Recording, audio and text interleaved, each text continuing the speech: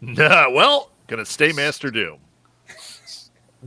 This episode of Capes and Lunatics is brought to you by Tweaked Audio. Get awesome headphones, go to tweakedaudio.com and use the coupon code Southgate to get 30% off, free shipping, and a lifetime warranty. Or you can get there through the link on our website, southgatemediagroup.com. This is Luca Perk, and you're listening to the Capes and Lunatics podcast. This is DG Chichester, and you're listening to the Capes and Lunatics podcast. This episode of Capes.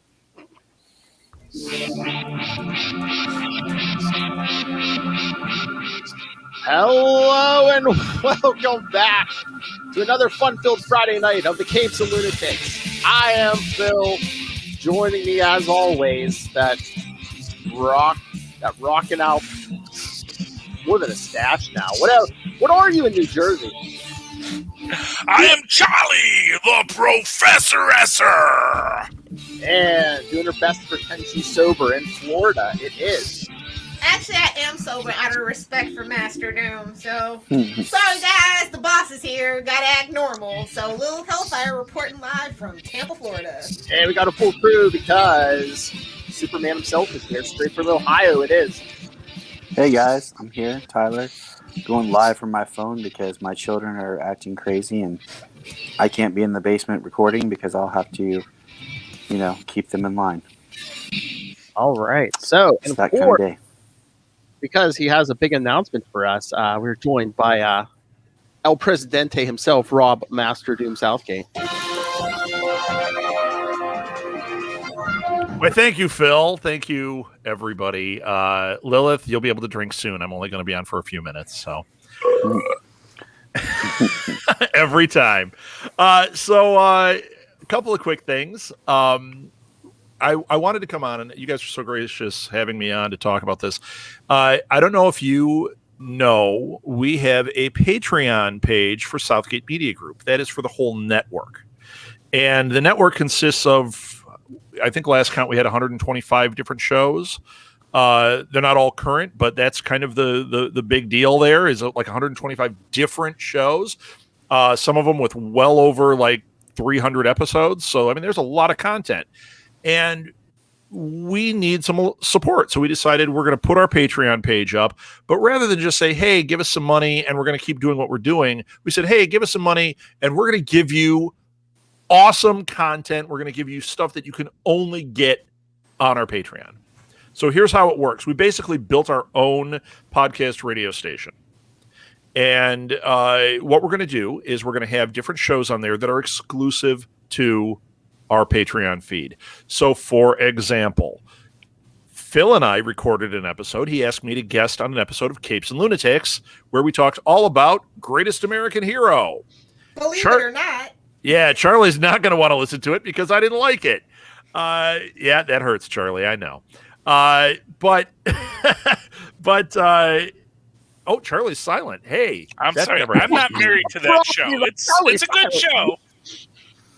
Yeah. I like it, but, Yeah, well, you can hear my thoughts if you go to our Patreon page.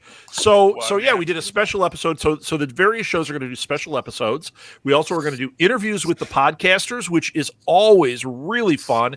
Get to know the podcasters within our network because, once again, I don't know how many we have right now. I know that a couple of years ago we had just over 100. Some people have left and stopped podcasting. Some people have gone on to start their own networks, but they're still hanging around. And there's a lot of new people. So I don't even know what the count is now, but we're going to try to get through as many as we can doing interviews. And then we have another thing that I'm so excited about, and it's called Passion Project. And what we're doing is we are letting the podcasters create something new. So, for example, back when we started the network and we were coming up with show ideas, I had this one called Creepy, which was going to be all about like horror movies and just kind of that whole thing. And we never got it launched. We never did anything with it. And when we were talking about this, Martha, the other part of the co-ownership, Martha, Molly, and I all own Southgate Media Group. She said, hey, why don't you do Creepy, bring it back, do a single episode, see if you like it, and do it with our friend Blue. So we're going to ask Blue. We haven't asked her yet. But we're going to ask her because she knows everything about horror and say, hey, you want to come on and we'll do a special episode, do a creepy episode, see how it feels. It could live only on Patreon. It could be a one shot, or it could turn into a show. Who knows? So that's something else we're doing. As far as content that's going to be recurring, This Week in Geek, which is a show that I do, Phil has been on quite a few times, kind of unofficially on it. That we got to, what did we reach? 100 episodes, Phil? I think we reached 100 episodes officially and stopped. Didn't you do episode 100 or 99 like a couple times? Yeah, well, yeah. I mean, this is us. So we did like episode 99.3, 99.4, 90. We were trying to hit a certain date, so we must have done about 115 of them. But we officially said it got to 100. And that's not including all the live stuff we did also at Comic-Cons and things. So I think we ended at 100, but now we're back. It's a show that people always ask us about. We came back, but we're only doing it on our Patreon feed. And what's nice is it's a Patreon feed. We don't have to worry about explicit content. We can say whatever we want. And so far, all it's been is about how we're all old geeks. That's pretty much what we talk about. A lot of the Last Starfighter talk on there. Lots of it. Although this week we did our Justice League, the Snyder Cut, or as we called it. Yeah, we called it Snyder Cut 1 because it was a big, stinky one. But no, actually, some of us liked it. Some of us didn't. It was a great discussion. And we had a special guest. We had the Chicago geek, Elliot Serrano, on. He's a big name in our world. And he came on and sat in for Chris. And man, it was awesome. It was awesome. And that, once again, is Patreon only, although I think I'm going to share some of the audio on the feed because it was so good. We found out that there is a dark universe Grimace. Did you guys know that? Well, you've been watching Matt Pat over on Food Theory? Well, we started talking about McDonald's characters because what else are we going to do? And Elliot told us, he says there is one where the Grimace is like gray and they call him like Dark Grimace or something. I'm like, what? That is bizarre. And he's like, no, I looked it all up. It's real. Yeah, no, the Grimace was originally a villainous character. He was essentially the Hamburglar, but for shakes. He used to have multiple arms, and he would come and steal your shakes in the same way that the Hamburglar would steal your hamburgers. Oh. And, Captain Cook? Yeah. Likewise, was the villain in the original lore, and then eventually they said, why are we putting villains in our lore? Let's just have everyone be happy and have fun and enjoy delicious McDonald's food. I don't know what's going on. Thank you, Phil. I was just going to say, can I get the I don't know what's going on drop? Oh, I'm sorry. Well, because it was all based on the HR Puff and Stuff characters. Yes, which also doesn't make sense. Right. Well, what it was basically they said, hey, Sid and Marty Krofft, why don't you design us some characters based off of your HR Puff and Stuff? And they said, you know what? We don't need you anymore because we already have all your drawings, and we're just going to do a little Stan Lee here. And, the old Disney heat. Right, the old Disney, yeah, just say, yeah, we gave you the inspiration, but now we're going to take it to a different artist, so. Well, that was a hell of a promo I just gave. Thank you, Charlie. Yeah. There you go. That's what we've got going. Now, you guys, do you have ideas about what you might do for your shows? I know Krypton Report has a good idea. What are you thinking about? Well, the one thing that Krypton Report has as an idea is we are going to do a basically live radio drama, so to speak, of some of the official old Superman radio scripts that I have. Oh. So that is something that I've been working towards because I have a list. I want to get more people involved of doing the different lines than just the core of the team. Yeah. And that's the other thing on our Patreon. It can be video or audio, so whatever works for you. If you want to do full production, you can do that. If you want to do a Zoom thing, we can do that. I know some people have said they want to do like trivia. So like if you said we're going to do all Superman trivia or Smallville trivia or whatever, that'd be cool. That's open. But that's such an awesome idea. Please remember me when you're casting. I would love to be on that. All right. Love it. All right, Charlie, you got any ideas for Enough Said or for? Well, actually, you can still put out GammaCast, right? Absolutely. Because one thing that me and Maz have because if you don't remember, Maz and I first got together on the GammaCast when we were running through the original the Incredible Hulk TV series, and I was thinking, I would love for me and Maz to go back and look at the Incredible Hulk Returns, Trial of the Incredible Hulk, Death of the Incredible Hulk, maybe Ang Lee's Incredible Hulk, and bring the Gamma Cast back for those people who are dying for Hulk content. That would be awesome. That would be awesome. There's the other nice thing. You don't have to stick to a schedule. So if you want to do one every couple months, you could do that. If you want to do it, weekly, you could do that. Whatever works for you. I'm going to pitch that to Maz at the next Full Stream Ahead. Please do. I loved Gamma Cast. That's awesome. What a great idea. Yeah. Lilith, you got anything brewing over there? Maybe. Drinky Cast? When that Archie Cast? when the DC drink book comes out, I might make the drinks from that book. Maybe. Oh, that would be great. Or the Supernatural cookbook that I just got. I might do something like that. I would love that. Actually, somebody just pitched us a cooking show. I would love that. That's an awesome idea, Lilith. And Phil, you had said you wanted to try and do something like once a month, right? I mean, as we're talking, all these ideas are popping into my head. I know people have said stuff about live reads. I'm thinking either TV or movie scripts, maybe comic book live reads, maybe. And don't be afraid to get a guest too. I'm gonna lay that out there for you guys, because one thing that I've already talked about with a couple of guests is if we have somebody on who's a name, somebody that wants a little publicity or whatever, we can take the first maybe 20 minutes of that interview, put it on Capes and Lunatics, put it on the live feed or the regular feed, and then, hey, if you want to hear the rest of it, go to Patreon. So we're not shortchanging the audience, but they get all that extra stuff if they want to go to our Patreon. So there's another option for you too. And can these be uncensored? Sure. Oh, Lilith, we may have to give them some boob windows and long boxes. All right. We're doing a show. I don't know what that is. I don't know what that is either. I think Phil suddenly went to a special place. No, it's a deep dive of some of the weirder stuff in comics. Lilith and I are going to be doing like every other month on our Patreon. So that would be great. Comics. Yeah, that'd be great. I own them. I'm sure you do, Charlie. They were fantastic. And I'm sure you know the lore of all of it. I actually was a big fan of it wasn't Omni. What was the French one? Heavy Metal. Heavy Metal. That was a good one. I loved Heavy Metal. I think I had a subscription to it for a while. That was the best. Not the new incarnation, but the old stuff was just, oh my God, amazing. That was in the heyday of Outsider Comics, man. Yeah, man. That's my world. So there you go. That's why I came on. I wanted to tell everybody about it. Go to Patreon, look up Southgate Media Group, and you will get all this content. The way we're starting things out, we have this is how it works right now. There's the $1 or $2 level, something like that, where you can just support. Okay, $5 level, that's when you start getting shows. So for $5, you're getting this content.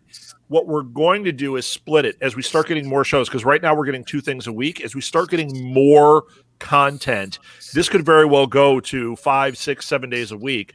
We're going to start putting some more tiers to it. So you'll still be able to get like the special episodes of our regular shows at the $5 level, but maybe some of those other things, it bumps up, because it's a lot of work to put these things on, and it takes a lot of effort. And really, that is what's fueling the network. So we really want to try to get as many things going as we can. So there you go. That's all I needed. Thank you, guys. You were awesome to have me on. Invincible, I watched the first episode. I'll tell you right now, my review, it was awesome. Did you read the comics at all? I did. I read the whole series. Mark my words.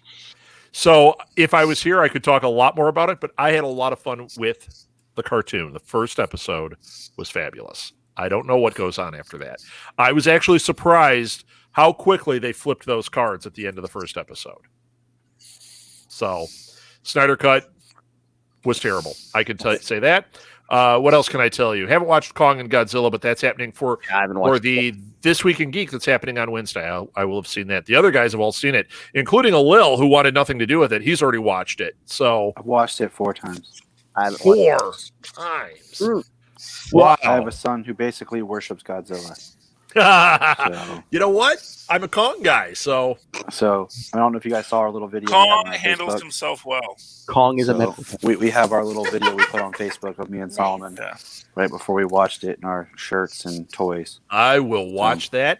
Yeah, actually, that brings up one more thing. A couple other special things that we're going to be doing because I don't want to be on every show. That's ridiculous, and I'm not going to do it.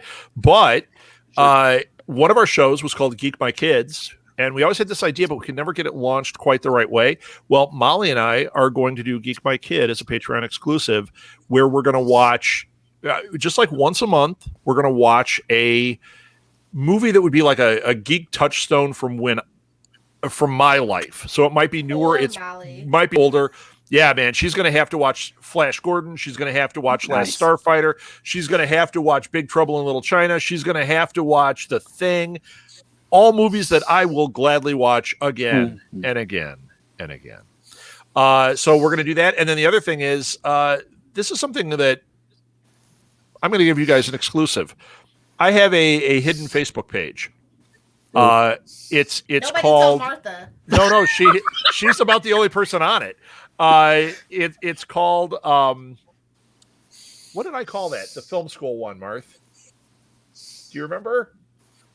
No, nobody remembers. He doesn't even remember what it's called. I can't even remember. It's called Self-Imposed Film School. So secret, he can't even find it. Yeah, it's called the Self-Imposed Film School, and it's a secret page. But I post stuff about films and reviews and things that I think are interesting. And Molly is a professional actress, my daughter, and we started talking about how I want her to see like great acting and great films. You know, not just pulp or Netflix movies and stuff. I said, I want to get in there a little bit. And Martha said, why don't you do the Self-Imposed Film School? So Molly and I, that's the second thing we're going to do a month. We're going to watch a classic. It might be a Kurosawa film. It might be a Hitchcock. It might be even something modern. I don't know. It's not going to be Once Upon a Time in Hollywood because that sucked. But it could be a Tarantino movie. You never know. So we're gonna watch films and we're gonna talk about them, and it's gonna be a little bit more talking about the cinematic aspects of it, the filmmaking and stuff. It's gonna be really cool, especially focusing on the acting because that's what we talk about around here a lot. So there you go. Those are some new shows that are going to be on Patreon only at SouthgateMediaGroup.com. Links will be in what, Phil? The show notes. That's it. Thank you, guys. This was great. I'm sorry I took up all your time. Nothing less from you, Master Doom. I don't know how I get out of here. You're due. I'm in a leave studio. Kick him, Phil. Phil deletes you. Bye, guys. Lilith, crack that bottle. Oh, damn! He hit the button before I could kick him. I want to do reviews of porn parodies now.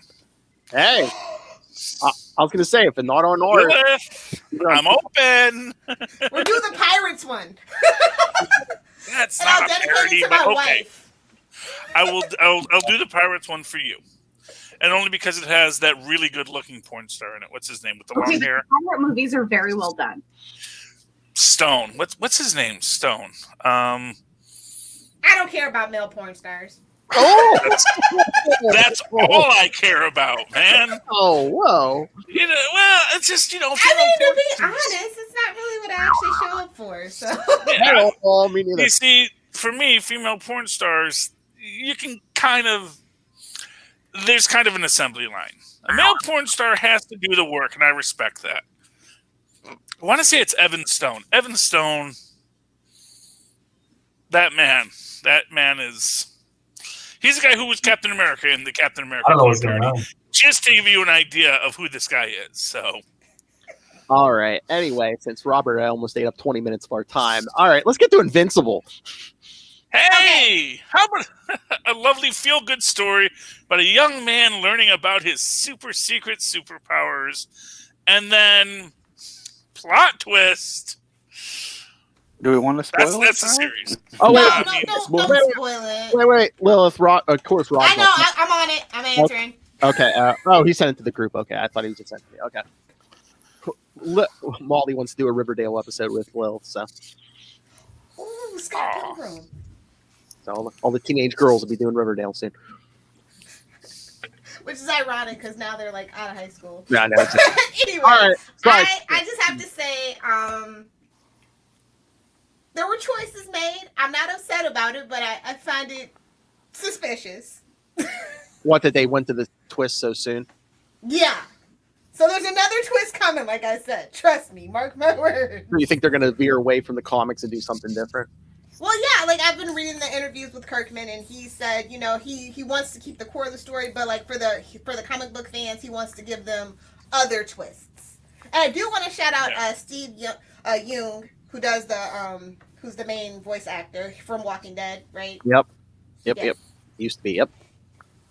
So yeah, I thought that was really cool because obviously he's half Asian in this version via the mother side. So I gotta say though, how are we supposed to talk about this without plot twists or without spoilers? Because it just seems to me. That's why you say spoilers. Well, I mean, spoiler. Now we're going into spoilers. End of the first episode. Yeah, I mean.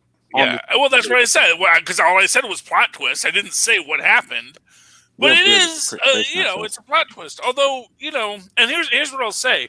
As a guy who doesn't know the story or the lore, what I will say is I'm excited because I don't know what's going to happen next because I really am coming to this as a novice. And quite frankly, it's like I've got my own fan theories, which may or may not be what's happening as far as, what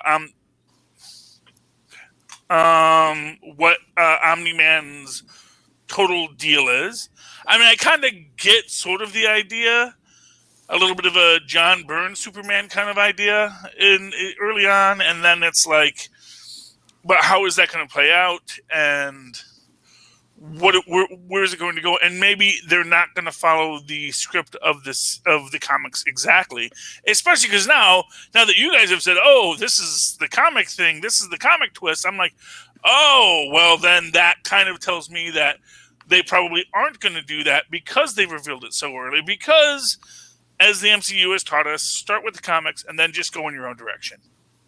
Yeah, because I don't think that makes it a better story. Well, even the small changes they made, it was just definitely for adaptation purposes. So, well, was it for adaptation purposes? I mean, so because he didn't want to get bored, I feel that because that's the whole thing why he didn't want to get involved with Walking Dead, before he knew they were going to go so far off the script. Well, yeah, but that's the thing. I think you always have to make changes to it, and the Omni-Man concept of the And can we just say J.K. Simmons is typecast? They always come to him for the mustached part. Yeah, but he's perfect. He leans into it and he chews the scene. I know. I am not mad about it at all. His best role ever as Santa Claus.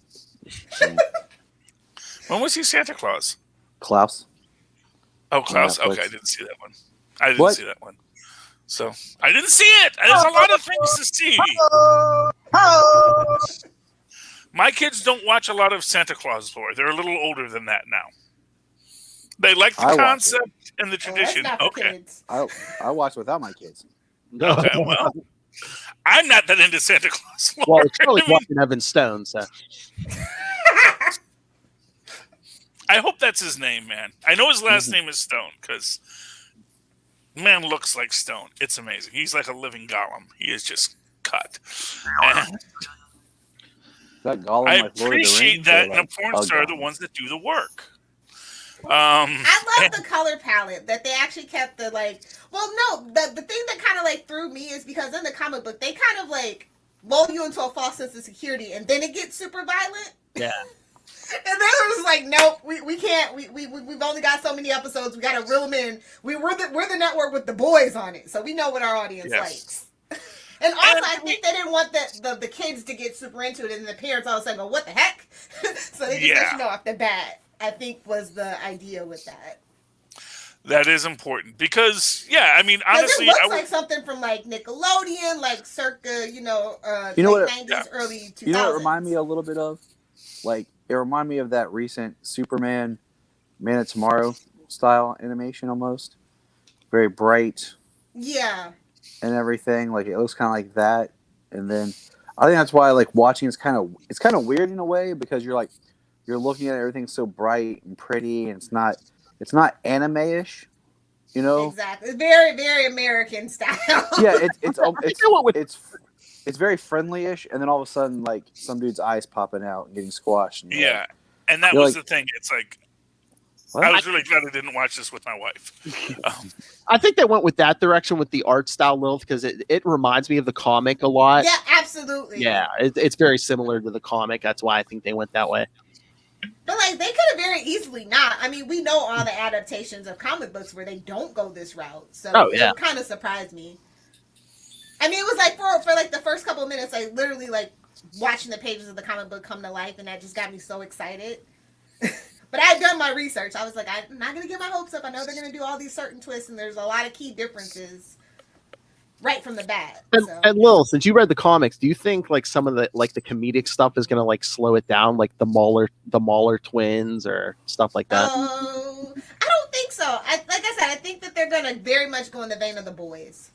I think this is how that's gonna go. They kind of know. Although I gotta say, Damien Darkblood as the mystical Columbo is just so great. It just one more thing. I just want to get it straight. So you didn't see anything. It was a darkness that attacked you. Yes. I think that it's like I want to come out and say something, but I don't want to come out and say it. Yes, well, that was, and it's brilliant, and they have him, give him a nice little pot belly, which is nice, and make him look like Hellboy. I don't know if he looks like Hellboy in the comics because I was trying to look up, and I was getting some like humanoid-looking Damien Darkblood, so I don't know if that's something in the books, but anyway, because I couldn't remember what his name was, but yeah, I love him. He comes in, he's kind of a cross between Columbo and Etrigan. It's pretty, and he doesn't rhyme. And because I love Columbo, that was like one of the big draws to me for this was Damien Darkblood as the demonic detective. Yeah, I mean, lots of. I'm trying to think of what was I going to say. I don't know. Yeah. No, biggest drawback though, I have to say, is we're 2 weeks in and halfway through with the season. I don't appreciate it. Yeah, that's weird. I can't believe they dropped the first 3 episodes. I do think it's weird when they do like 3. Like 2 I can get. Yeah. But like when it's a short season and you drop 3. Well, I mean, that's the thing. But they do need content during this Corona time, so Well, that's why I thought they'd string it out more. At least, No, well, season 2 was already like pretty much a guarantee anyway. Yeah, and I get the feeling that they probably felt that if they didn't do a 3-drop, they might not. Is that Russell? I believe so. Yes. They didn't do a 3-drop, they might not have gotten. I don't know why they would have thought they might not have gotten the hook, but they might have been worried about it. That like Disney Plus, they'll do that little weekly drop. But even the first Mandalorian dropped 3 the first season, and then that was shaky. They were definitely testing the waters on that one to make sure. I think on a level that is Amazon still testing the waters. Can we move to the once a week model? Because from a subscription service point of view, that once a week model is really good. Because you never want anyone to come in, binge the show, and then jump out. Well, I mean, that was the problem when The Boys season 2 is so many people just wanted to sign up for that, free trial period, binge it and drop it, but they couldn't. That's why people were mad because they spread it out. And I get that. People that just don't have Amazon Prime. I just want to talk. I just want to talk. Well, I mean, I have Amazon Prime, but I can only watch on Amazon Prime what they drop. Right. And there are people who don't have Amazon Prime and whatever. I just want to talk. Why? What's the deal? Well, not everybody consumes as much media or products from Amazon. I buy very little from Amazon. I really only have Amazon Prime for the content. The Amazon Prime is basically just another Netflix to me. Ugh. So do you have Amazon Prime or Amazon Video? Because you can do the video. Well, so you can do the video without getting the shipping. Why? Now that's where I draw the line. I absolutely would. If I did not have Amazon Prime, I'd have no interest in the shows. I'm just honestly because my wife buys. Well, you know, soon. my wife buys stuff from Amazon, so you know. Ah, that makes sense. Yeah, I buy stuff from Publishers Clearinghouse, so that just lets you know where I'm at. Such great products at a fraction of retail cost. Did someone say AliExpress? But I will say that I can see Amazon wanting to move to that once a week model, and I think they probably will. But they had to get people hooked into Invincible that first week, because let's face it, by the time I got around to watching Invincible, amid all the content that was dropped in the last couple weeks, I already had my 4th episode to binge. So I am completely, because I watched all of it today, you know? And so I'm like, oh, this is great. Now I am totally ready to wait for the next episode. Because otherwise they're competing with Snyder Cut. They're competing with Falcon Winter Soldier. They're competing with Kong versus Godzilla versus Kong. They've got so much on their plate. They have to pick, they probably said, you know what? Let's do a 3-shot.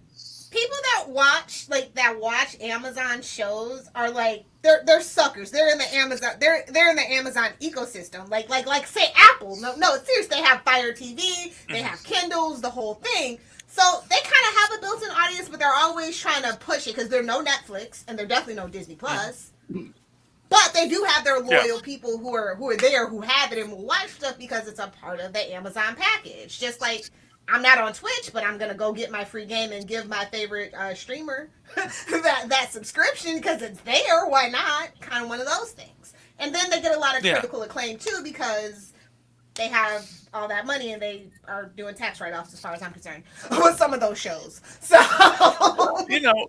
What it does is it gives people who have Amazon Prime, who maybe don't buy as much, a reason to not keep it. Yeah, exactly. So it's like, you know. So for example, when my nephew had his kids, he was very much like, oh yeah, I got my Amazon Prime. I get the diapers delivered. I get the formula delivered. It's just all this great. So it was really useful for me to have Amazon Prime. His kids no longer in diapers. I'm sorry.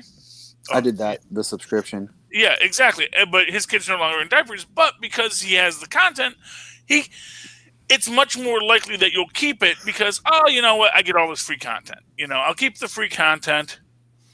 And yeah, I'm still going to buy stuff from Amazon because it's still a pretty convenient way to shop. Millennials buy everything on Amazon, right, Lilith? I can't speak for millennials with money because a lot of us ain't got it, but I ain't one of them. It's the joys of being Gen X. The joys of no children.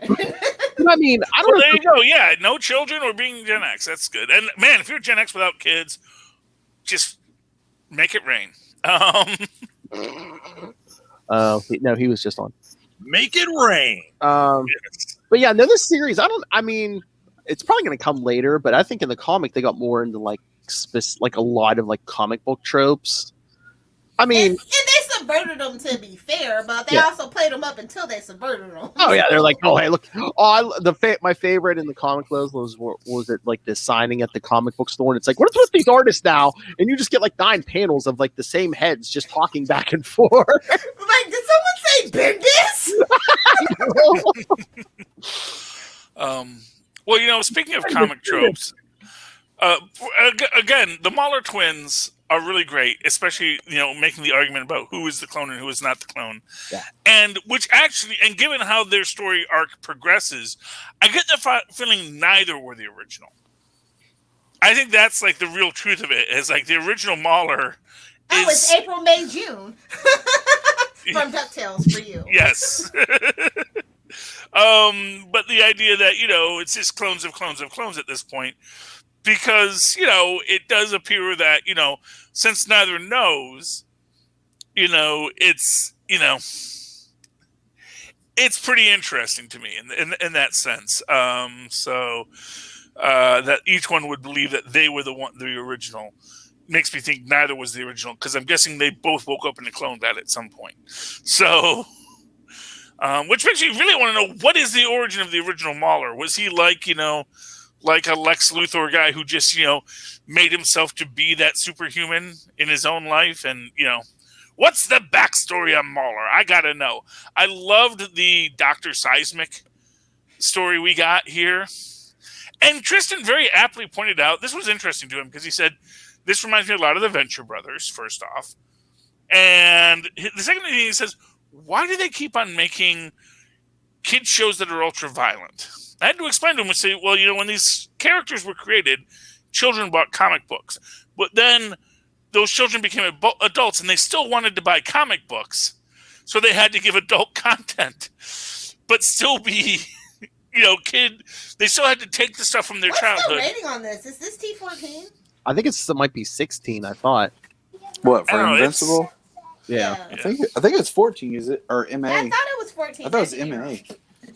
Yeah, I would call it MA. I mean, I haven't seen a nipple yet, and we all know that the nipple. See, that's the thing. That's the thing you must never see. It's never really any nudity. It's just the violence. And as we know from the movie ratings, it's okay to be violent, but heaven forbid you see a woman's nipple or her having an orgasm. America loves violence. Now, it'd be interesting to see how the ratings change when you get into the overseas distribution. If you have one of those net things that let you go say, no, I'm really in England. They think, wait, what happened to all the blood? And then you're actually, they're okay with that stuff over there. It's our weird puritanical stuff over here, honestly. With blood? Because I have a VPN, so I kind of know. I had always heard that they were fine with nudity, but they really don't like to have excessive violence on TV. Well, they can't. Well, original English programming can't afford to have the gratuitous violence. Their budgets are very small over there. So that's that whole thing. Well, no, it's actually about, because I remember this whole thing about like censorship, and it was actually an old John Stossel report. So take it for what it's worth. Which don't care anymore. How A-Team was edited in certain countries, because if it was sex, they were fine with it. And they could even go further with sex, but when it came to violence, they were like, no, we don't put that kind of violence on TV in England. Clearly and obviously, this was a John Stossel report from the 80s. So obviously, I'm a very old man, and times have changed. So yeah, Germany don't care. I'm just gonna be really real with y'all. It's anything goes over there. Yeah, those are the best versions to watch, guys. I'll just let you know if you have a VPN. Switch it to the Germany region. Yeah, it's saying TVMA, so I'm thinking, and maybe so it's more to come then, because I didn't really see anything MAMA necessarily. Yeah, there's got to be something, because violence, and I'm guessing language. Yeah, true. I mean, oh gosh, Americans. But the F word is like my favorite word. It just adds seasoning to the sentence, so I'm numb to it. You have 3, and only 3. I have none here because this isn't the Patreon. Exactly, but that is, oh God, that is the joys of censorship. But and cartoons do get a bigger pass on violence because they are cartoons, unless it's too hyper realistic, which I don't think this style is. No, I don't think it gets to it. Although it gets to a gross out level certainly, but I don't think it gets to. I grew up watching 80s horror movies. I am numb to the violence and the gore, the body gore. I'm talking like Hellraiser, all that stuff. So yeah, but those are usually R-rated. I'm not the person to ask about that. Yeah. He was watching Boogie Nights at 13. Man, that makes me feel old. Because it's like I was mature for my age. It's just like, why lie to kids? Let them watch what they want, but be there to explain it to them. Like no, just the fact that you could have watched Boogie Nights when you were 13 years old. I mean, I watched History of the World Part 1 when I was, which isn't a rated film, when I was like 10. But that's because my mom loved Mel Brooks, so I got a good education. I mean, you got to remember, I'm like, MTV and HBO and all that stuff just right there in the house from the day I was born. So, like, that's my generation. No. We're numb. We're desensitized, right, Ty? I mean, yeah. My wife and I were talking about it the other day. about we were talking about when when I worked at Blockbuster, how many people come in and rent movies for their kids and be like, "Oh, what's this rated?" I'm like, "R or unrated." What's in it? Well, there's a lot of gore and violence. You know, it's a horror movie. Was there any nudity? No. Okay, good. I don't want them to see nudity. But I don't care someone chopping somebody up, it's cool. I don't like Lil said. I don't care if a guy gets his head chopped off, but as long as just don't show an orgasm or a female nipple, and you're or good. food. Yeah, exactly. Yeah. America. Of course, Blockbuster was weird because Blockbuster is one of the few video stores that did not ever have a back room. Didn't have the saloon doors, baby. We didn't. But you know what was fun? When people would call us and be like, "Hey, do you guys have dirty movies?" And we'd be like, "Yeah." And then you'd show them. You'd see people walk up, and then you would know who called to ask because they'd show up and they'd be walking around kind of looking, but they're too embarrassed to come up and to the counter and ask. So yeah, they did have the hot section, and then we would make fun of them, or we'd walk over and like rub the dust off something and be like, "Dirty," and just play dumb. It was hilarious. I still want to go to the last Blockbuster while it's still being able to be licensed. Which, by the way, guys, you should check out that documentary if you haven't on Netflix. I found it very fascinating. Anyway, I think this show is great. I can't recommend it enough. I hope it gets people more interested in the comic book because I feel like that comic book is so underrated. Oh yeah, I like it better than The Walking Dead. I'm just gonna be honest. I will say it's underrated. That's my go-to. I will say it's underrated because I always saw it. And it always looked kind of hokey jokey to me from some of the covers. Because like the color. Point. Right. I understand that now. You know what I'm saying? But like at the time I'd walk in, I'd look at it like, oh, I don't want to do this, And I didn't give it two thoughts about it, But that was years ago, and then I just kind of forgot about it. And then now, like having understood more of it, I'm more interested in going and reading it. And I do think that adapting a series based on your work or whatever, you should do different choices so that your books can live on and your show, so that fans who are new and fans are old can enjoy it. Because there's nothing worse than sitting there with someone who's read all the books, be like, well, this is what's going to happen next, or this is what's going to happen. So it gets old, But see, also the thing with adaptation is sometimes they cut the parts that are fan favorites, and you're just like, okay. Like as a Harry Potter fan, it's like y'all left a whole lot. Don't even get me started with Harry Potter 6. That's what I mean. It's just like because that was my favorite that fine book, line. and everything I liked about that book was gone. All right, I don't think that's going to be the case with this, though. All right, hey Lilith. Russell wants to know who would make a good villain episode from Invincible. The main guy? No, I'm kidding. I mean, honestly, if you think about it, the government. Honestly, the government.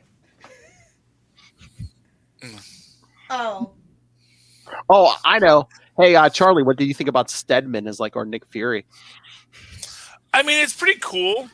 I mean, there's an aspect. I mean, I'm also very interested in like there's a weird thing with people seeing their breath, and obviously part of that is when the demon's around. But then every so often you'll see that breath when the demon isn't around. It's interesting to me. And Stedman,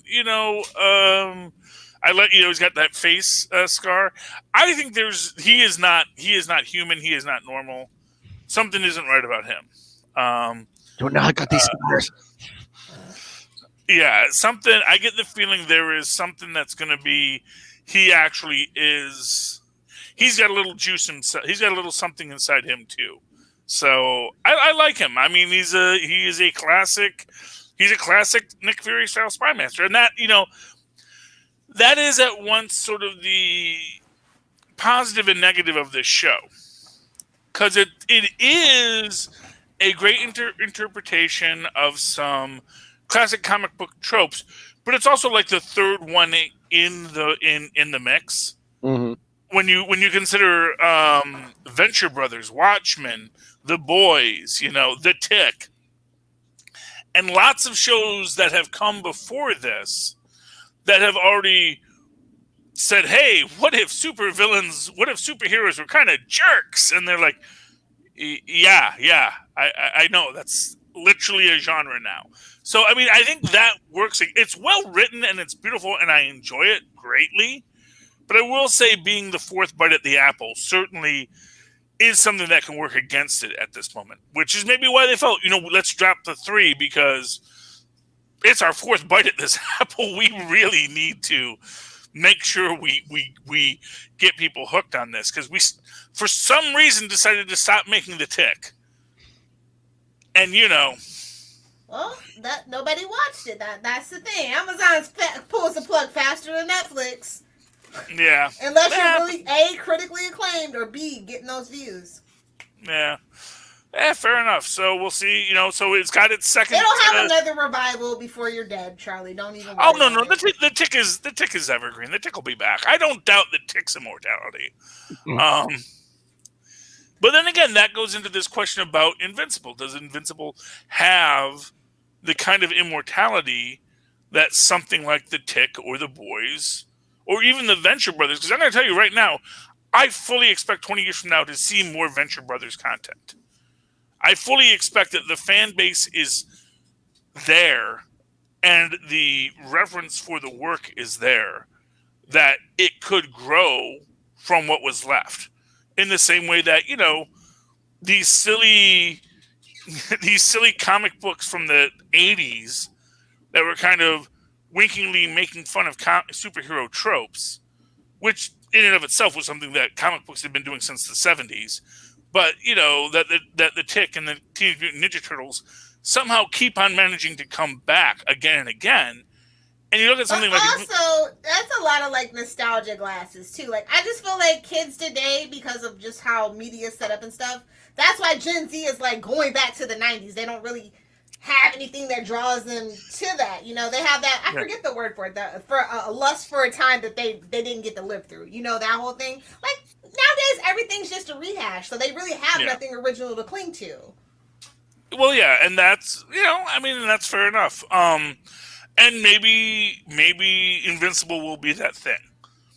I think I think the comic book's well written. I think that the TV show I saw, and this is the thing about Amazon, for better or for worse, they let their products speak for themselves for the most part. They don't really kind of go on a lot of campaigns, and they actually don't give out a lot of reviews. So if you're a reviewer and you get to review, they don't really censor you. They just tell you what you can't spoil, basically. So all the honest reviews, the people that I trust, they liked it, but they had some questions because most of them, they hadn't read the comic book or whatever. So yeah, I think that's a pretty good, clear indication that people are interested, but can they keep the interest? I think so. Yeah. I think the story can go for 7 seasons easily, especially the short seasons. Oh yeah, there was 144 issues. I mean, him and those odd, not making it to 150. That is his jam. Hey man, he doesn't drag it out to a big. He's just I'm done.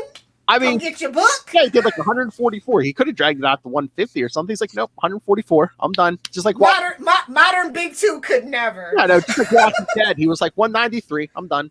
Okay, nah, I'm not going to drag it out. I mean, it was just a surprise. He really didn't go to 200. They didn't make him go to 200. Yeah, but is that Image? I mean, are they really going to write Image? Are they really? I mean, unless you're, Todd McFarlane. No, I think that's. On the other hand, they're will squeeze that's it for every McFarlane. That's McFarlane wanted to break. He wanted to break that 300 record. So he's like, yeah. He's going for it. As long as they'll have him, he's going to be making Spawn books, baby. And he's selling toys too. So it's Well, I won't talk about the toys. Y'all know how I feel about the toys. Well, as a collector, I feel personally offended by those toys. Well, I'm saying you cannot take them out of the box. I repeat, do not take them out of the box. Well, that's what I'm saying. McFarlane has more interest than just telling a book, too. It's like, hey, look. And movies, and we talked about this, the Spawn family, things like that. And what can Invincible even spin off? That's the whole thing. Because that's where it's at right now, is that extended universe. What can we do? What can they do? What lore could they flesh out? Would you like to see them flesh out? That we didn't really explore in the book. Yeah, I don't know, because in the book, where they come from? Something like that? I don't know. I don't know. And again, that's the one thing. I don't think that they can really expand the universe out in that way, but I don't think that it should have to. Yeah, because like even the comic was able to draw from like Image and stuff. Because like at that funeral in the comics, I mean, like Savage Dragon was there. Was Spawn? Is this where we get our Spawn animated series back? Is that the secret plan? Is this the back door for the Image universe? Maybe animated universe. Do it, kids. Do it. I'm gonna tweet it. Let's see what they say. Just give Todd some ideas. Like, hey man. Yeah, but then they will want to loop all those creators into there. I mean, if everybody gets their own animated show, why not? Shekels, baby, shekels. Hey, about this, if Invincible does well, does Amazon off? Well, I probably can't now because of AMC. But I was gonna say, does Kirkman get offered a Walking Dead animated something? I think he actually has something in his contract where it doesn't. I think the animated gets left alone. Maybe. Oh, there might, or at least if I was his agent, that's what I would have said. Yeah. Well, of course, Russell. He wants a revival of the HBO Spawn. No, duh. You know, Phil and I have been talking about that. Maybe we'll do that on the Patreon. I was gonna say, we'll do the. Yeah. Maybe that's for Mr. SMG Patreon. Yes. Yeah, it's actually a really good animated show. Oh yeah, Spawn. Yeah. So maybe this is the revival of really well done, adult-oriented animated stuff. Charlie, we were saying I've not been impressed lately. Probably we were saying maybe they could like spin out some of the other Image stuff because in the comics, like since it was in Image, like at that funeral, like Savage Dragon was there. I think Spawn might have even been there. So that's what we're saying. If they could work their magic, they could. Because that's where it's at. It doesn't have to, but that's kind of where it's at right now in the entertainment universe. What can we spin out? What can we make more money on? Well, I mean, but in an Invincible universe, you're much more likely to spin out a pastiche unless you're going to do an Infinite Worlds kind of storyline. You know, nobody wants to see that from Invincible, though. To be honest, that's just not where the drama of it all lies, if you will. I mean, I think and again, that is one of the things. Like, honestly, their murdering of their Justice League pastiche so quickly in the story. Sorry, spoiler. Sorry, so just spoiler warning. I think that was I think that in many ways was kind of a detriment to it. That you did have, so everything here from out is a spoiler. Well, that comes early in the book too. That's within like the first arc. Yeah. It's only the first episode I'm spoiling, so you know, I think at this point, if you're watching this, it's that shock value. It's you know, let's kill off Drew Barrymore and Scream in the beginning minutes of Scream kind of thing. Yeah, and my weirdest thing about that was just like, was Drew Barrymore that big of a star that I didn't know she could die in this movie? At the time, heck yeah. Drew Barrymore was the 90s. She was the it girl, actually. Well, I mean, she was known, but because this predates all her Adam Sandler work. Scream predated all of her Adam Sandler work, which to me, that's like the real Drew Barrymore response. Get out. Get out. Okay. We don't talk about that. That was a very down time for her. We don't talk about that in the Drew. Okay, well, I don't know about personally. I just know that those were some very popular films. You know, Never Been Kissed, which wasn't an Adam Sandler. I was going to say, that's not an Adam Sandler film. No, Never Been Kissed. It's, everyone loves Never Been Kissed. But she's a Barrymore, first and foremost, is what you need to know. So, no, she is. She's absolutely a Barrymore. But, and she was in E.T., and she was... I mean, she had a legendary name, but at that, I think that she made her acting name much more after Scream than before Scream. That's all I'm going to say. It's like, if they had killed Ron Howard off in a movie, like if Ron Howard had died in American Graffiti early on, I think we might have been, wow, they killed Opie, but we might not have been that overwhelmed by it. She was a bigger name than Nev Campbell, put it to you that way. Fair enough. She was probably the biggest name in the film, which honestly, at that level of that film was. I would go with Courtney Cox, honestly. Oh, yeah, because that was a couple years into Friends, yeah. Was that into Friends or was that before Friends? No, it was like Friends. Wasn't Scream 97? Yeah, Friends started 94, yeah. Okay, but did they shoot? Well, so they might have shot it and then Courtney Cox became a bigger name. That's always that thing. Is like Courtney Cox was the misfit of science. What was in development from 96 to 97? 97, post production 98. So debatable. So Friends was, but so fair enough. So Courtney Cox might have been the bigger name. So, but a TV name. Yeah, exactly. It's levels, but yeah. So Nev Campbell also TV star. So yeah, Drew Barrymore is the movie star. But then again, like I said, for the budget on a Wes Craven film, it's like, yeah, that's the person who's going to die quick. Unless you're playing the sheriff. Because that's a reference to the movie Nightmare on Elm Street, He got to live because he was the star, but he was also the dude. If it's a film about damsels getting murdered, then yeah, the star probably dies early because she says, "Give me my check and I'm going to go home." Okay, so Invincible, definitely watch it, guys. If you haven't already seen it, I think it's very worth your time. Also, pick up the comic books; super worth your time. You won't regret it. But bigger news: Elliot Stabler's back, baby. Yeah. I finally got to watch it, and I'm so bummed I fell asleep. I was so gonna live tweet it, but I fell asleep. I can't sleep anymore. I got a brand new TV yesterday. Watched it on a brand new TV. Oh, his birthday gift! First a MacBook. Now, wait, now he is gets this a big TV. Is this the return of Stabler to SVU, or is this Stabler's own to the Law and Order Mafia? universe? He has his own show. Well, they did. Well, he showed up on a new episode of Law and Order SVU last night, and then directly out. Per tradition, to spin off the new show. Yeah, he started. He has his own series now, Law and Order Organized Crime. Which it looks like he's going to be going after like the same crime lord. Well, at least for this season, it looks like. Yeah, well, you got to get a new crime lord every season, I mean, that's you kind of go after someone different every episode. Yeah, I mean this. But if you're into like the Vincent D'Onofrio side of SVU, it makes sense. So you liked it, Will? Yeah, I mean, I've missed Chris Maloney for a long time. Like, I liked Happy, but it was kind of too weird and quirky for him. Like, I just wanted him home. And if him and what's her face Mariska can't work it out, I'm glad they gave him his own show. I would love to see those two together again, but I just really feel like there's some deep-seated resentments. He got his own show. I thought like, I don't know if it was him for her kids or her for his kids. I thought one of them was like a godparent to like the other's kids or something. I thought they were like close or something. Used to be. I mean, when he left, it was a mess. Why he left and how they shot that, it was an absolute mess at the time. I don't know if they buried the hatchet. I thought it was nothing with her. I thought he just wanted more money or something.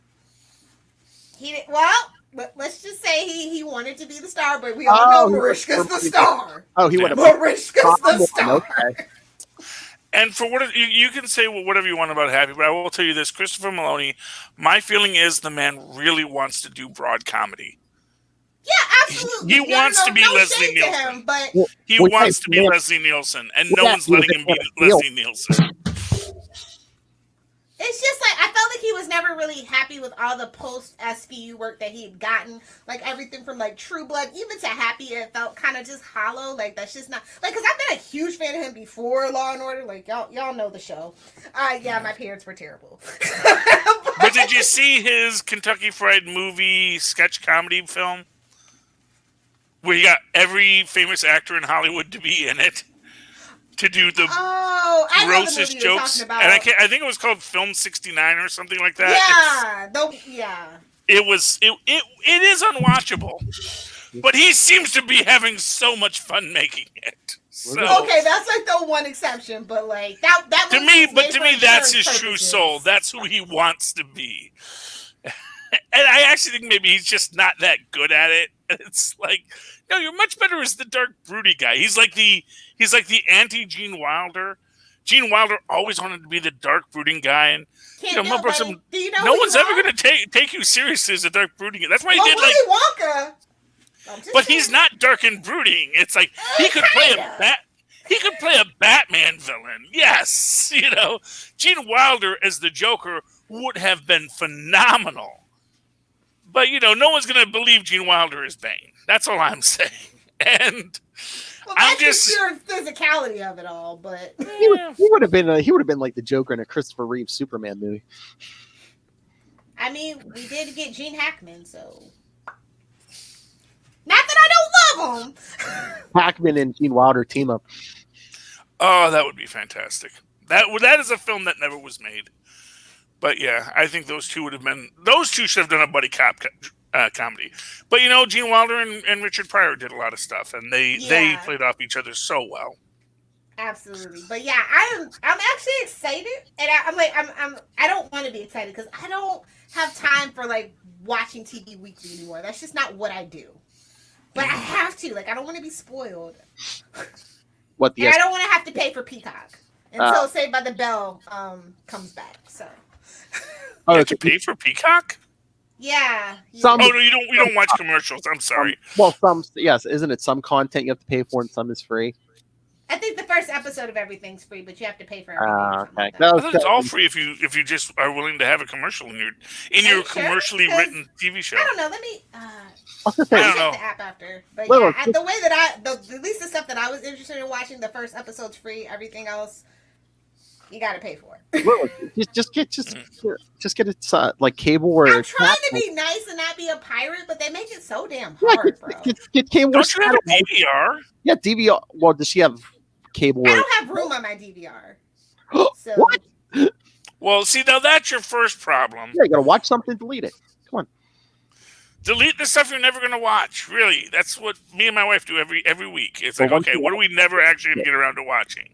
We've seen that Columbo 12 times. You don't need to watch Wendy. Hold on to it. Look, you set the rules for it to self-delete whenever it fills up, and that's when it's gone. If you haven't watched it by then, that's your problem. I like my DVR. I do my DVR. I like my Don't DVR. judge me. The only thing on there is stuff I haven't watched yet. Then you know what, Lilith? I'm gonna make this recommendation to you. You need to go you need to have a DVR that you can offload onto a flash drive. I don't have time for all that. That's what the DVR is there for. I don't want any more extra steps. The DVR is already enough of an extra step, but I literally can just go on my phone, click the button, stream to TV for free. But I can't do it anymore. I'm trying to be a good person. So the DVR is an extra step than what I have to do. So, and that's probably why I'm not watching it. Honestly, it's like, oh, it's on the DVR. I gotta go find the remote. I literally don't use my cable box remote. Oh my! No, I was gonna say just DVR the Law and Orders. Then you can fast forward through commercials. Even that's too much work. When literally you don't even have to. Like honestly, okay. It's like, you want the honest truth, Phil? She doesn't really want to watch it. She wants to know it exists. No, I do want to watch it, and I am gonna watch it. But yeah, I don't know what show I'm gonna take off the DVR. Probably Supergirl, to be honest. No shade. Yeah. And to be fair, what she really wants to buy is the box set of Blu-rays so that she has them for after the apocalypse. Exactly.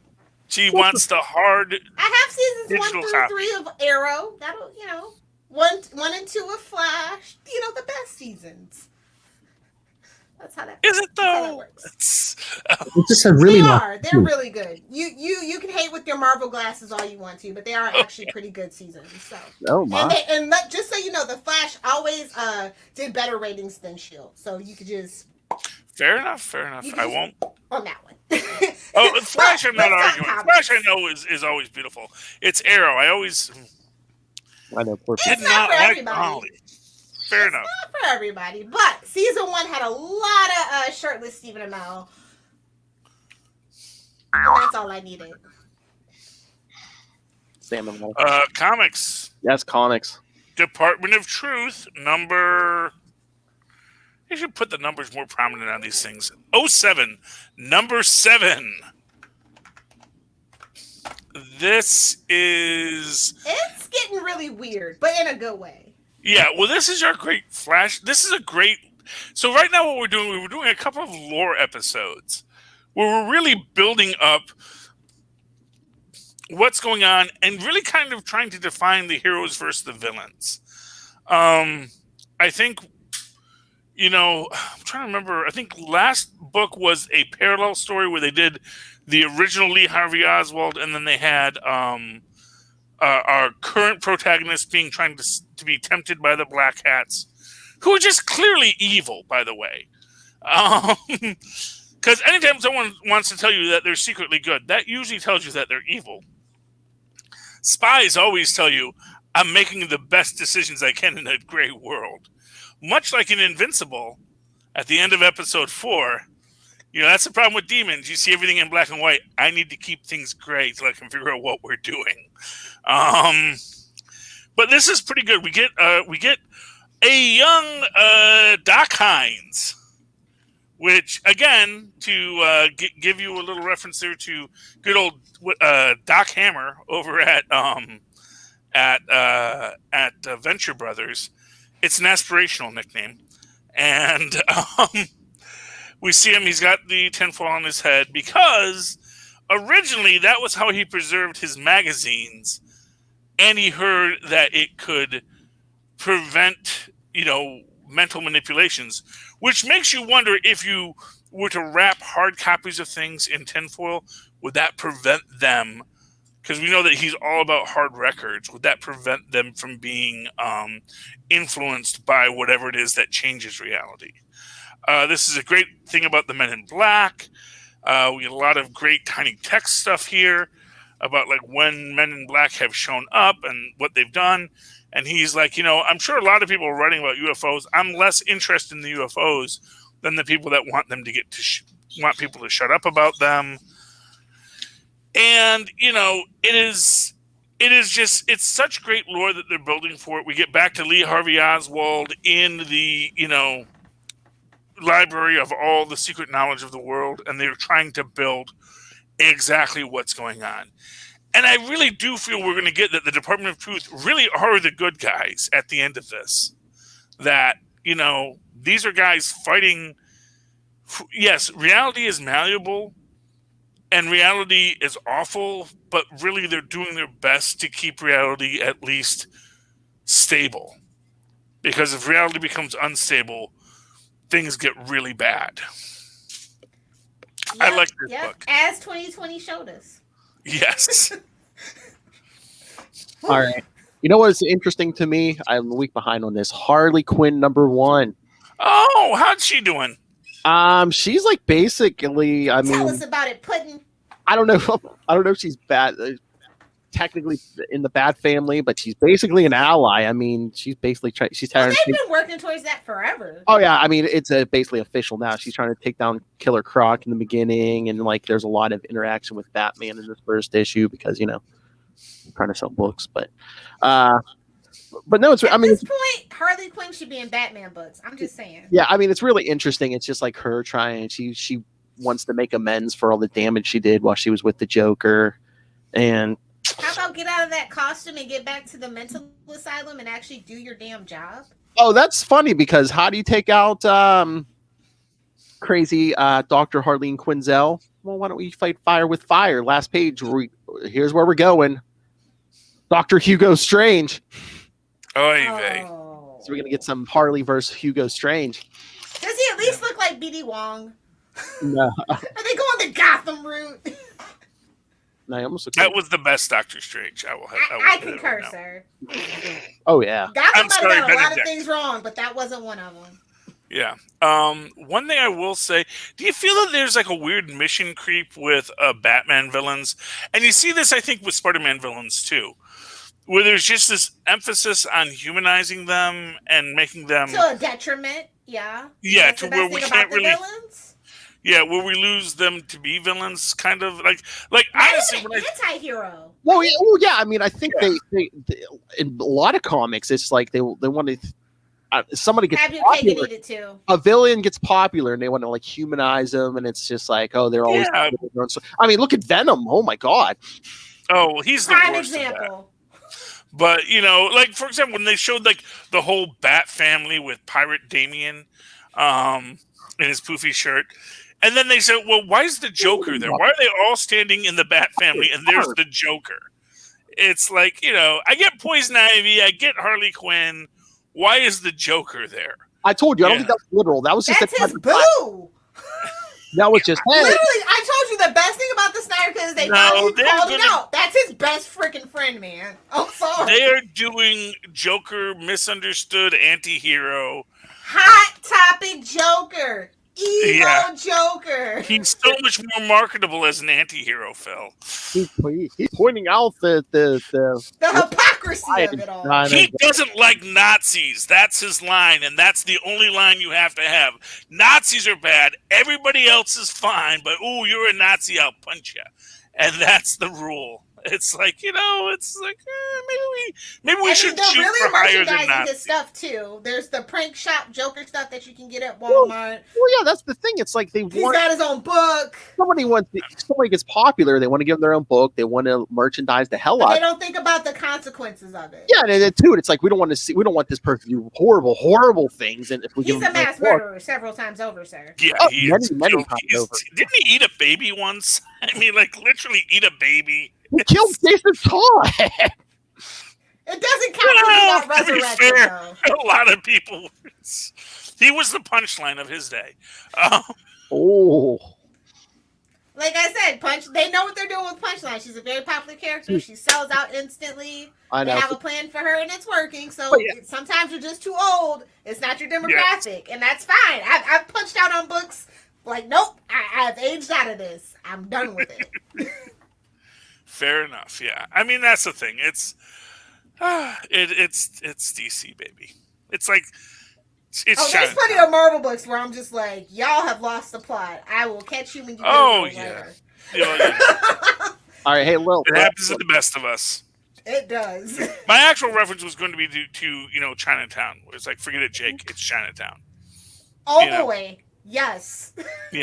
Forget it, Jake. It's DC. It's like, at this point, there's we're gonna no walk saving through it. Well, it's not that there's no saving it. No, they have to burn it down and let it rise from the ashes. There's no saving it. I'm just standing back. I'm not offering any more advice. It's done. It is what it is. The only problem with that advice, Lilith, is that they literally burn it down every 5 years. and we need to... Well, no, that's been a very recent 2011 kind of phenomenon, so... Yeah, and Lilith, that would mean that it's happened twice since then. Ew. Yeah, I'm just saying, though. It's like... Yeah, it's... You'll get it right eventually. Third time's the charm.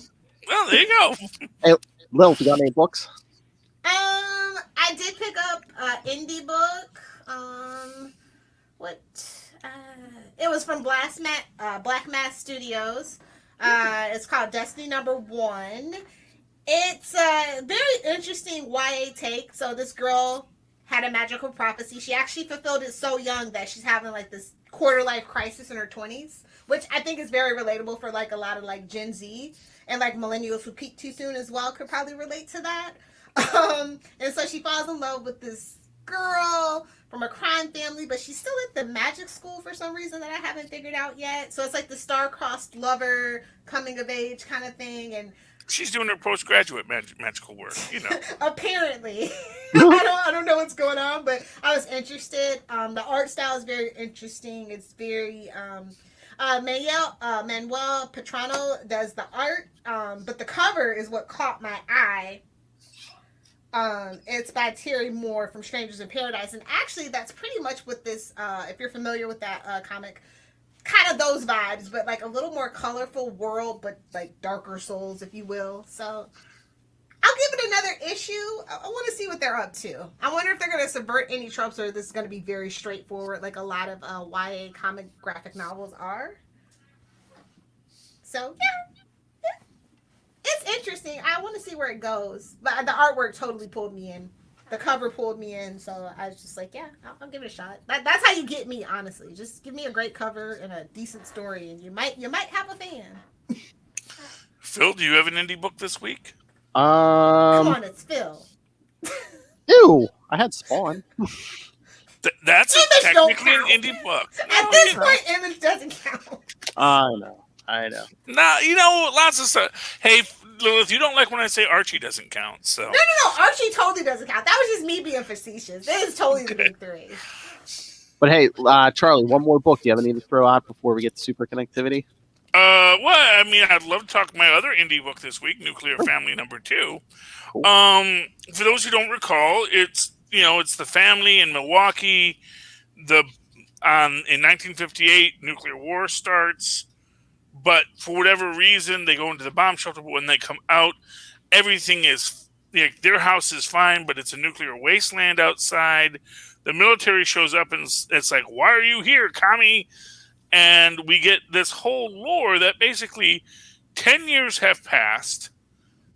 They're apparently in an alternate universe because Dan, one of his friends from the 1958 timeline, doesn't recognize him. And he's in the military now. And then you basically find out that, yes, in 1958, the bombs all dropped. Everyone went underground. And this guy and his family somehow got pulled out of reality and are in this reality where 10 years later, it's a completely different timeline. It's weird and it's interesting, and I'm enjoying it. This is from Aftershock Studios. They're back up. Once again, they give you another little early check at a story for another book they're going to be pushing out. This is Project Patron, and it's basically Superman, but he, very golden agey villains. But then we realize that, oh no, actually, evil spy guy is actually running an LMD of the guy. So, might be interesting. We'll see. But Nuclear Family #2. Enjoyed it as much as Nuclear Family #1. I really am looking forward to Nuclear Family #3. Aftershock is a pretty slept on studio, so I'm glad that you're actually picking up some of their books. Yeah. I mean, I got the one. I haven't finished it yet. That was one that they teased in the last one. That was sort of like a cast a deadly spell kind of gangster magic story. But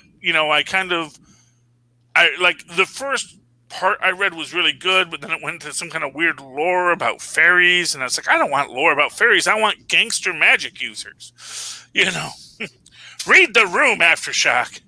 But that was it's called The Bequest. The Bequest. So I do have to find that and finish it. I was going to read it tonight, but I can't find it now. But I'll find it. I'll read it. That's why you bag and tag your books and put it in a short box or a long box. Yeah, this is from a person who has no children. I know Phil has a child and he does bag and tag and has his meticulous comic book order. Bag and tag him, slide him like a dead body. Damn straight. Hey, Lilith, next month you're going to have to read Flash because 768 came out this week. Oh, damn it! Why am I the queen of 69? You're welcome, Philip. Hey, nice. Yeah, and Wally West is in it, so yeah, you're going to have to get it. Okay, only for my sweet, sweet ginger boy. It better be that Wally. Is it that Wally? It's weird, but it's interesting because Wally tells Barry he wants to get rid of his powers, so he can be with his family. Because he's like, I know if I keep my powers, I'm going to be tempted to get back into things. And so Barry takes him to the Speed Force to try to take away his powers. Wally disappears. Wait. We did not talk about Impulse being cast on the Flash, and I don't know how to feel. The guy's hot, but. Is this another time travel kid? It is. Yeah. I know Impulse literally is a time. I know Impulse literally is a time travel kid, but it's supposed to be the grandkid, but they're totally doing the son right. Yeah, in the comic was Barry's grandson. Now it's his son. Yeah, in the show, it's gonna be No tornado twins. We can't get tornado twins. No, they must have wiped them from the. Thank you, Crisis. But no, When does Legends come back? Soon, actually, right? I hope so. Maybe. Because I thought that was Supergirl. Now we're supposed to be mid-season, but then they brought Supergirl back this week. We'll let you know, Charlie. But I'm looking forward to Legends too. Yeah, Legends is coming soon. Yeah. But yeah, okay, you got me. I'll read it. We might even talk it if we have time on somewhere on. Oh, nice. Yeah, because Wally basically starts hopping through time, all quantum leap, because he shows up in the prehistoric age. Is like he has his speed, but he's in a caveman body. So are they making it up to us Wally fans, or maybe I don't know? Oh my God, Lilith! At the end, he jumps into the future and he's in Impulse's body. Oh no! What? Synergy! I know. Oh, I was like, whoa, what? So on that note, let's pay some bills so you boys can do some super connectivity. All right, because activities sober enough. Yes.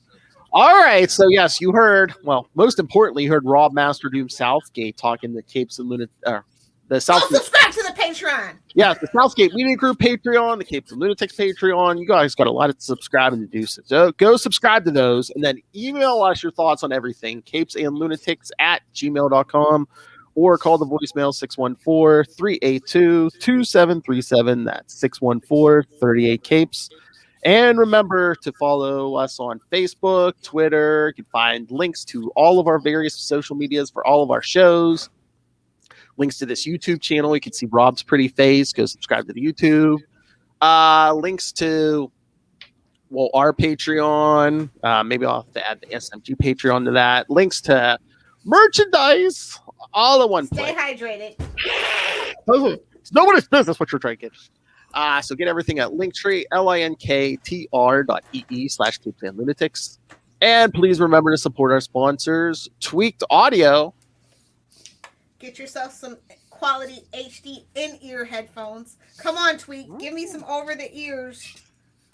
Exactly. And also go hunt a killer. Help Michelle Gray solve a cold case. Get a escape room delivered to your house. That's right.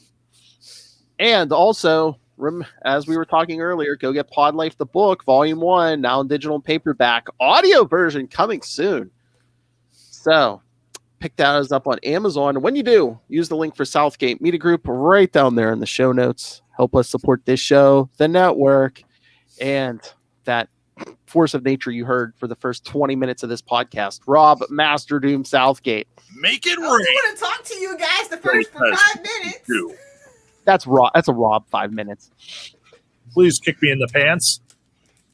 Why did your eye drift over to my box? All right, Lilith, where can people find you? You can find me on Twitter at Lilith Hellfire, live tweet hating something DC related, I'm sure. You can find me on Instagram at Lilith Hellfire 86 for comic book memes and stuff. At Lilith Hellfire 69 on TikTok and Instagram. I almost don't want more followers because right now I'm at 52 followers on TikTok, and I just feel like that's just right. 50. But if we can get it to 69, that would be even better. I was going to say, come on, you need 17 more. Come on.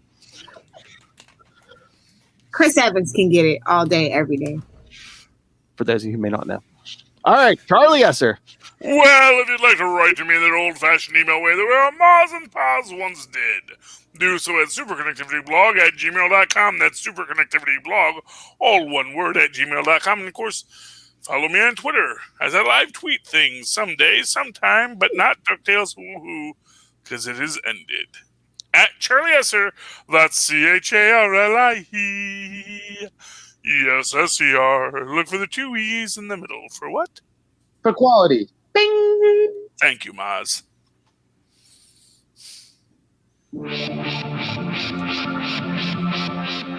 Thank you for joining us, everyone. After a special few the last couple weeks, we'll be back to normal next week.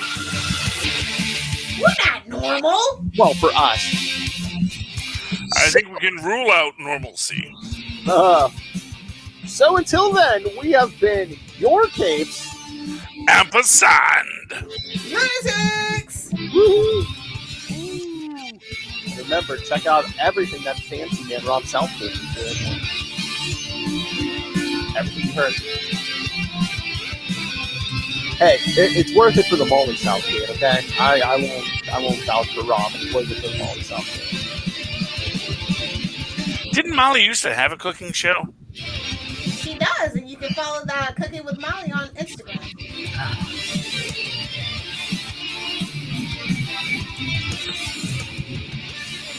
Mark my words.